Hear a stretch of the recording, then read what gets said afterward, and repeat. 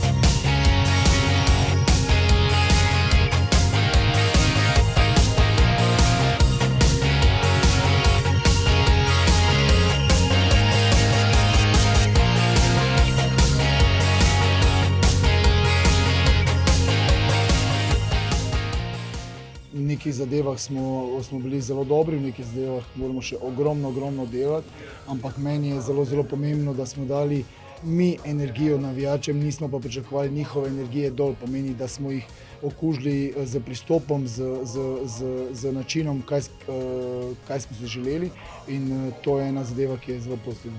Neke revolucije trener verjetno ni mogel narediti v tako kratkem času. Tudi sam je rekel, da pač neke stvari sicer ne bo spremenil. Pač povedal nam je, da želi borbo za ta grb, in se mi zdi, da smo tudi danes to pokazali. Sedaj sledi reprezentančni termin, ekipa bo opravila mini priprave v Radencih, naslednja prvenstvena tekma pa potem čez 2 tedna gostovanje v Ljubljani proti Bravo.